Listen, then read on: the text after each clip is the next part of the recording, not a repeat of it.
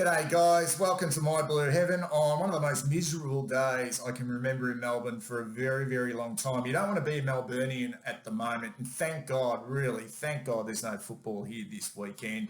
I think it's actually would have been sort of local football finals time.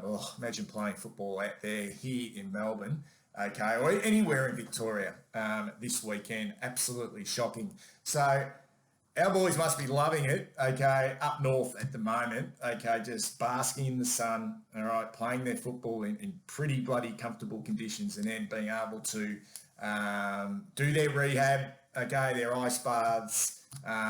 You wouldn't want to be doing that in Melbourne at the moment. So I'm here to warm the cockles. I'm here to warm the cockles of your heart with a review show of our clinical performance. It was comprehensive, clinical, great method against the Gold Coast Suns. 25 scoring shots to 7, 33-point win. Look, it should have been more. And I think you walk away from that game just a fraction disappointed. You walk away going how comfortable it was as a supporter that you weren't sitting there sort of anxious for the whole night, knowing really that you had the game in your control pretty much from the opening bounce to the final siren. But you walk away thinking that should have been at least a 10-goal win, and it wasn't. And it could be costly. You know, come 5 weeks' time, if we just miss out on playing finals by percentage, we may look back on this game and think, if that was 18-7 instead of 7-18, it might have been a different story. So I speak finals because I've been speaking finals now for at least 6 weeks. This team is playing for the now, okay? We know the hashtag of the football club at the moment is own the future, but we should be owning the now, and that's what these players are doing. They are owning the now. This season is wide open for us. For me, it's going to be a massive disappointment. It's not a failure. Look, it is a failure because you were there to play finals, okay? And we're in a position to play finals, and we should play finals, all right? And I sense within the club that's what they want, okay? That's what they want. So Teague is built, okay? He's built a side this year. He's been very consistent and very conservative with selection. And it's paying off. It's starting to pay off because this team is just starting to look like a team now, a team, not a group of individuals going out each week and doing their own thing. It's starting to gel as a collective unit, which was my most pleasing thing about last night. But let's just temper it a little bit, the enthusiasm, because, look, if that was us, if we were the Gold Coast Suns, I'd be doing this review and I'd be tearing shreds off the players and just saying how insipid they were. And I thought the Suns were putrid. And I know they had a 4-day break and, you know, they looked lethargic. They looked a little bit disinterested. And they did. But, yeah, look, I mean, we've had a heavy schedule as well, but they were ordinary. They were ordinary at the contest. They really didn't have any good players. In fact, they really didn't have a winner on the ground. I thought Lukosius was really their only shining light. And he saw a lot of the ball because he was a defender for a start. But, yeah, look, they were ordinary. But you can only just judge us on the way we played, and I thought we were absolutely fantastic. Statistically, I don't think we've dominated a game like this for a very long time. 90 more touches. The 25-7 scoring shots in our favour. 7 more clearances. But more importantly, once again, out of the middle. 10-3 last week against the Dockers. 10-5. Which was absolutely fantastic. Absolutely dominated contested possessions by 41. That is huge. There was no... The pleasing thing, there wasn't no sort of like letdown of the emotions of last week. There was a job to be done, and it felt like as soon as the players ran out, there's a job to be done. And you could have not forgiven them, but you could have, to a certain extent, understood if they sort of come out just a little bit flat ourselves, which we didn't. It would almost look like we lost last week, and we'd been on the end of the hiding, and we were coming out to prove something. So 39 more ground ball gets as well. We wanted to get our hands dirty from the opening bounce. Thought that was absolutely outstanding, led by obviously the skipper in there in Patrick Cripps. 9 more contested marks in those difficult conditions was outstanding. 12 marks inside 50, so I thought we used it a lot better going inside 50, but the execution, obviously, once we're inside 50, that was the problem. I thought we overused the handball just a little bit too much. So it's just a domination. But look, the point I want to make is this was no fluke, this game. This performance was really on the back of a couple of outstanding games, for the most part, outstanding game. The one last week against the Dockers, where I thought we controlled the game for three quarters. After quarter time, we controlled the game. We really probably should have put that game to bed a little bit early, particularly in that third quarter.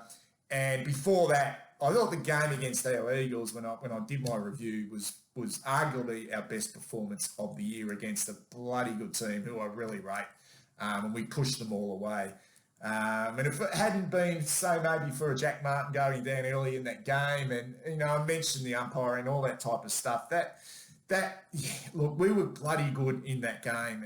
And this game was a reward. I reckon we've been building really nicely. Now, the challenge now, on a 9-day break now, is to make sure that we're ready to go against Collingwood, because Collingwood, we do know they've struggled and they've got their injuries, but what we do know about Collingwood is they have been traditionally one of the best starting teams in the competition. And what we know about ourselves is we have a tendency after a good period of form to fall away in first quarters as well. So we need to be on our guard in 9 days' time. So this game, all right, this game's been building for a while. This performance, this complete four-quarter performance, our second for the year. I thought the other time we had a complete four-quarter performance was against the Western Bulldogs. I want to play special tribute to our leaders because it wasn't that long ago that I was talking about our leaders after the Hawthorn game, and I thought our leaders needed to take responsibility for that loss. The mistakes made at the back end of the first quarter, which got Hawthorn back into the game, and it all seemed to steamroll from that. I've got no doubt that our leaders of our football club, the experienced players, have sat down. And to me, the last 3 weeks, they've been outstanding in the way they've gone about it. Now, I'm not talking about form, okay? I'm talking about the way they've gone about it. Okay, I'm talking about the way Doherty and Simo are defending rather than worrying about getting too much of the pill, and they're defending hard, particularly Simo in that respect. I think he's defending really hard. It's quite selfless. And I just think them two in particular in the last 3 weeks have really made an effort to defend and really lead. Liam Jones in the last 3 weeks has kept it really, really, really basic, really simple. Hardly put a foot wrong in 3 weeks. It's been outstanding in that regard, okay? Cripper, that game against Hawthorn where he was all over the shop, trying to do too much, doing stupid things. It's just really selfless in the way he's gone about it. Hard at the contest, feeding the ball out by hand, keeping it simple himself. Eddie and Levi in the forward line, not necessarily doing anything outrageous in regards to, kicking goals or breaking games open, but just playing their role and marshalling the troops and being really good role models, experienced players in that front half. And the big one for me is Marc Murphy, and I'll get to Murphy a little bit later on, but the big one for me is Marc Murphy in that regard, because he was playing the sort of starvation wing role, which I don't think is his go. And he's gone into the midfield, and I think he's been absolutely fantastic.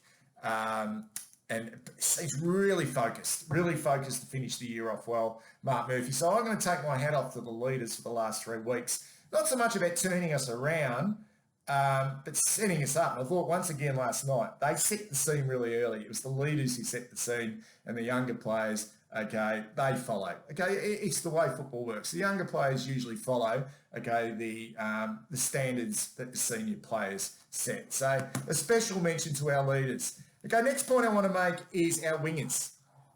This is a small, I don't want to call it a masterstroke.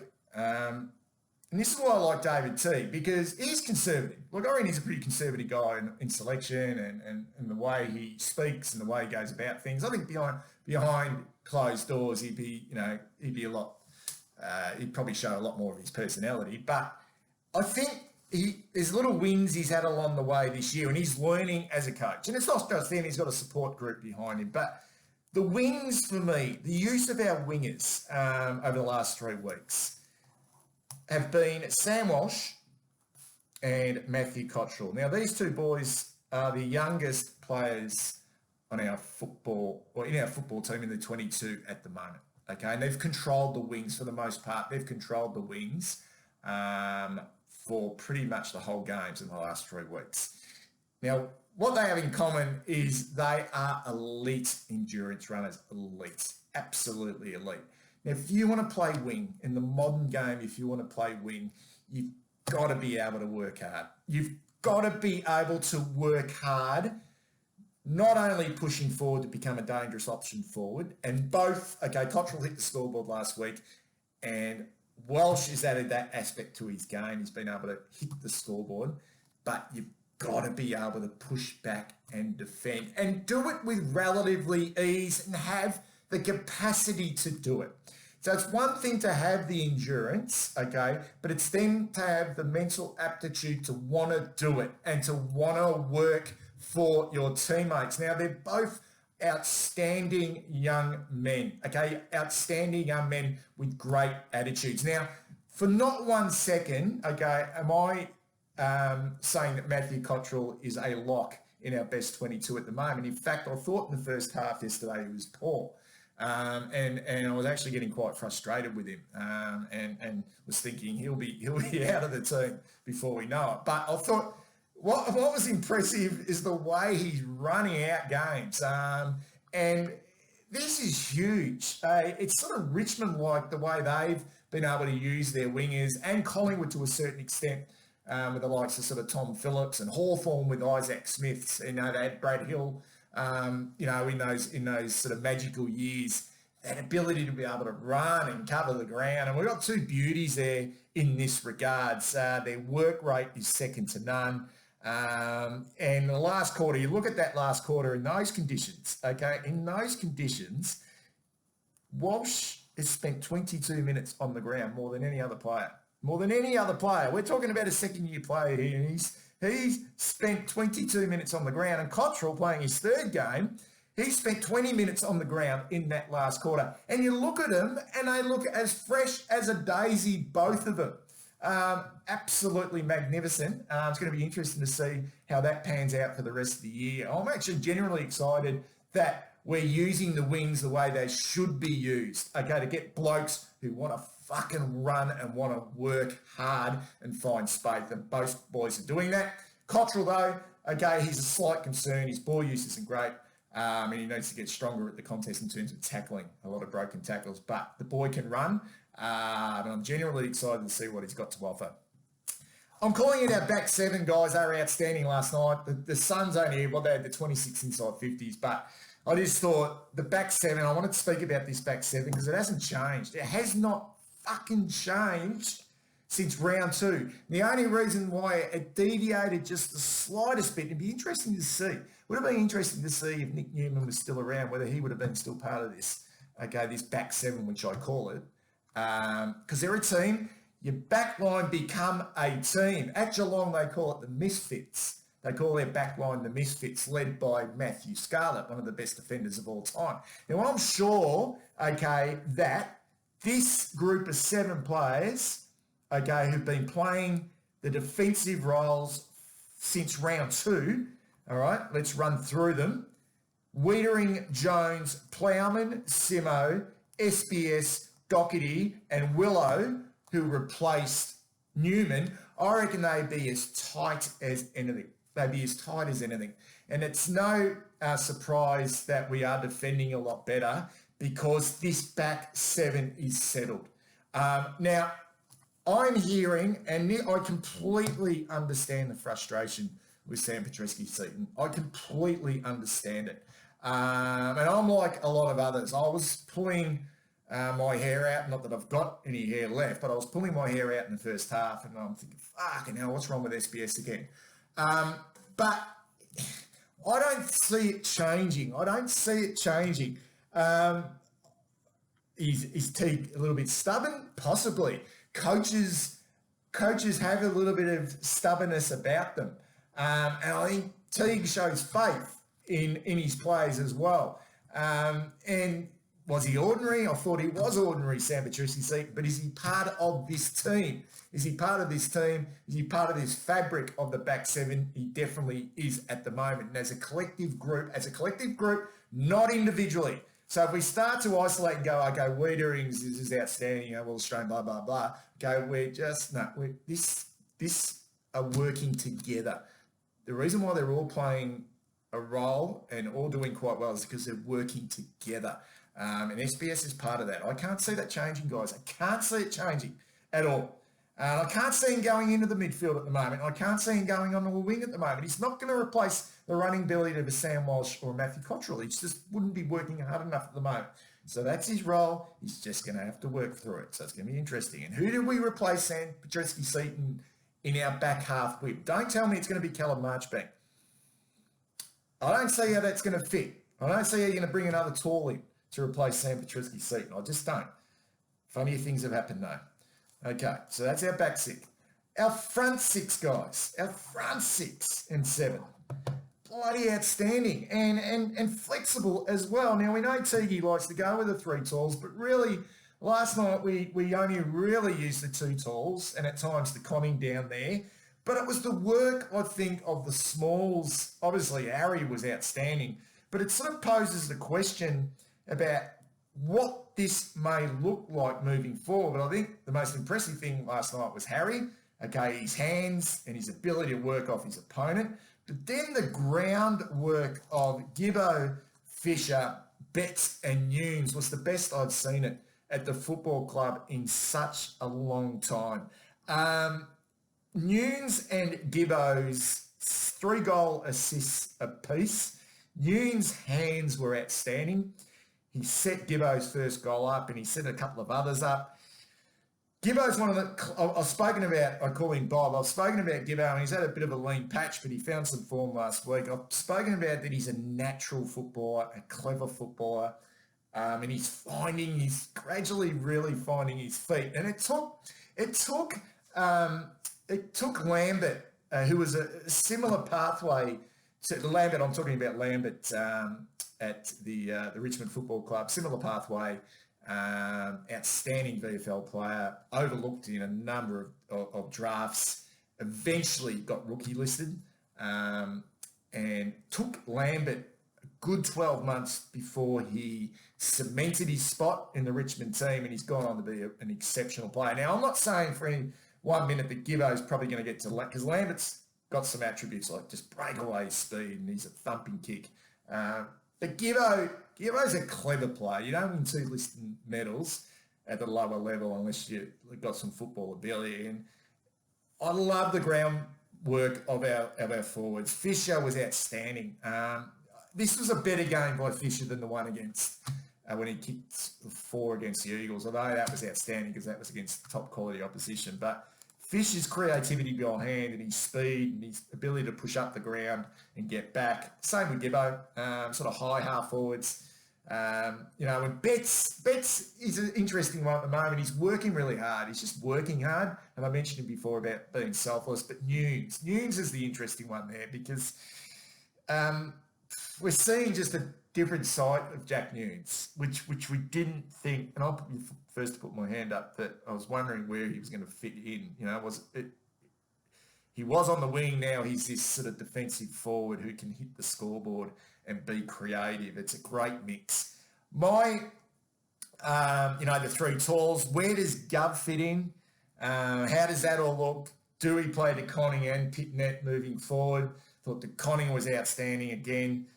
Gave away a lot of free kicks, but that's just being raw, being overly enthusiastic. Thought he was unlucky. So what does that look like with Gov coming back in? So who goes out? Because I like the smalls. I like the dynamic smalls at ground level. And if we could bring the ball to the deck, they come into their own.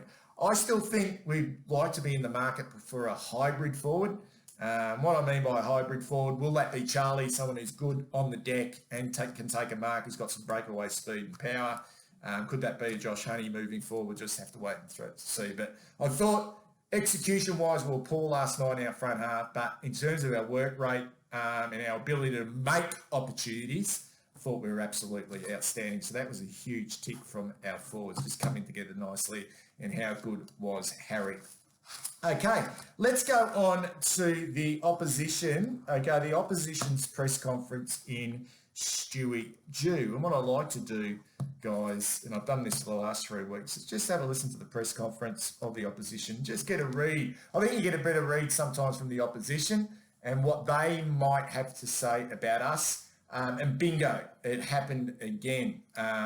Because for the 3rd week in a row, the Oppo coach has paid the utmost respect and compliments to our football club, Stuart Jude, and not prompted either, not prompted. Okay, not asked, what did you think of the opposition? Just in his responses brings in the opposition. And he said, look, they were really impressive. He talked about us as being really impressive. Almost, not so much shocked, but just like, wow, they look like a seriously good football team.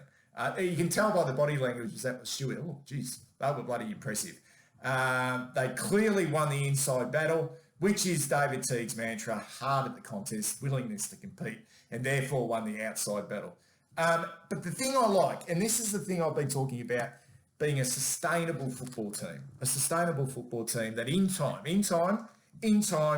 I think we can get the finals, or we should be able to get the finals, but then win a grand final. Win a grand final has to be sustainable. And what Stuart Jew said was, our method was fantastic and we were really, really well organised and far too good in that respect. And he said that we played very, very well and we kept our structures. And I thought that was the most pleasing thing I got out of what Stuart Jew said in our regard. So then I went to David Teague's press conference and he says a lot of the same things. Very excited about the way we competed, locking the ball in our front half. Which he says on a weekly basis. Execution, not as great as it should be, need to improve that. But the thing I liked, and this is the thing that we need to improve on. Now, you've got to once again temper it with how good the opposition were and whether they were up for the fight or not.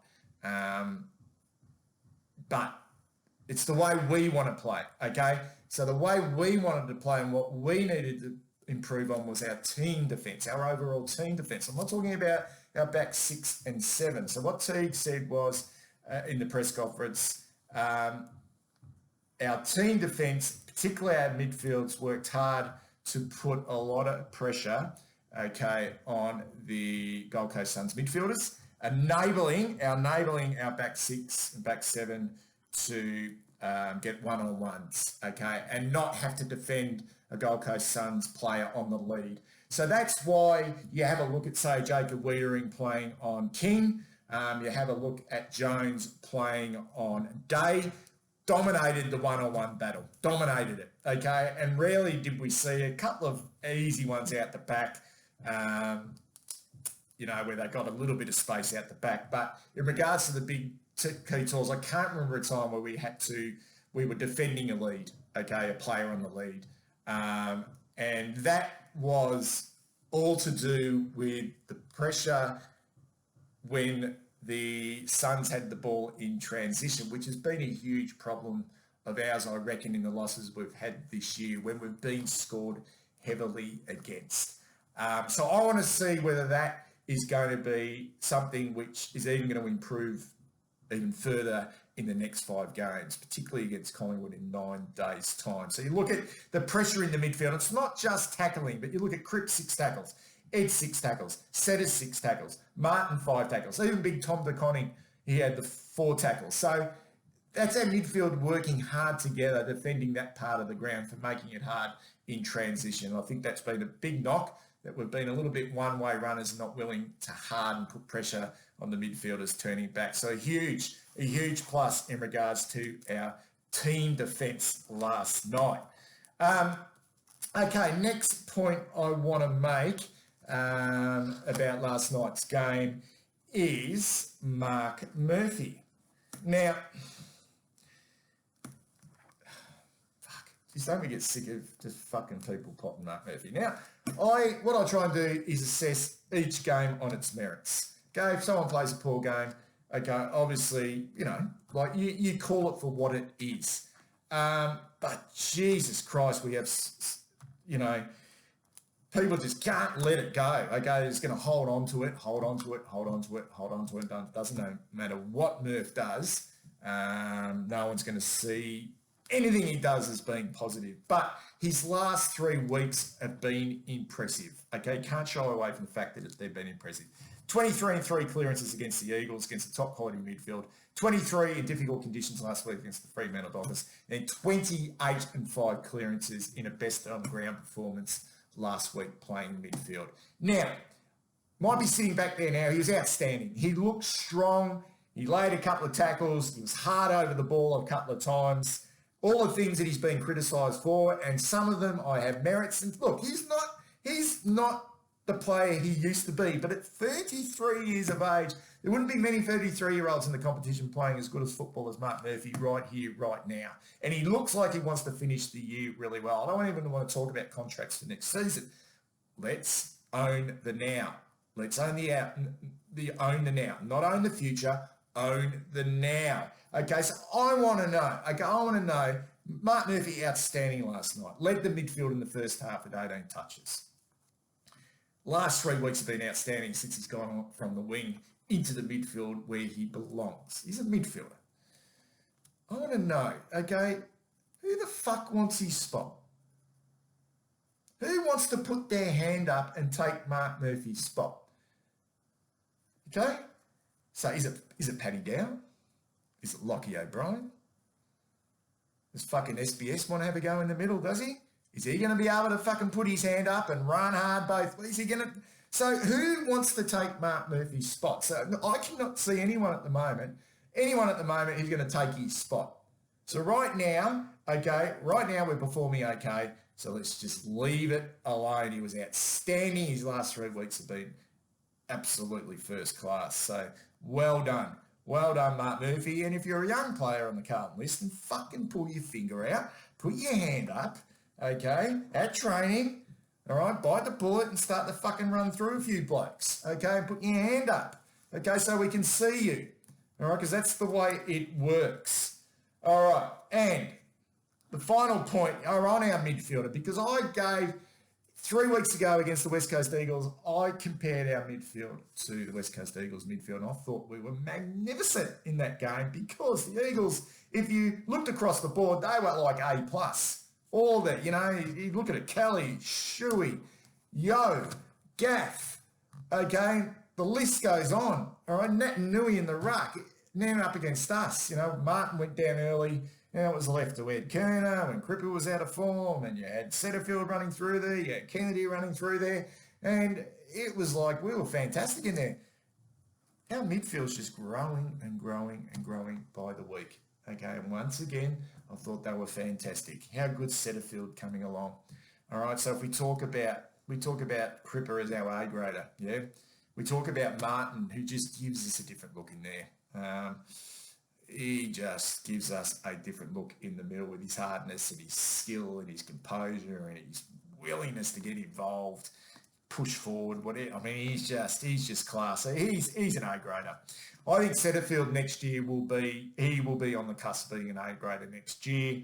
And then you throw in the likes of Ed and Murph, at the back end of their careers, but it's looking okay in the guts at the moment. So once again, you got to take your hat off to this group of players. And how exciting is it? How exciting is it, guys, to have two ruckmen, okay? Two young ruckmen. How bloody good is it? The enthusiasm of Tom de Koning. Okay, how good is it? He's a beauty. He's an absolute beauty. He's going to have some moments where he's going to come down a little bit. There's no doubt about that. Audie was really good again yesterday. Pitnet just has a dip. I think we're well stocked in that regards as well. It was a terrific win. Plenty to work on though. Plenty to work on. Execution inside forward 50 was bloody shocking. That 7-18 could have been costly against better opposition. There was certain stages there where we couldn't get that margin out. And it could have come to bite us back on the bum. I'm pretty bloody happy at the moment, but I'll finish up by saying 6 and 6. This team should be playing finals. Don't be scared. Don't be scared.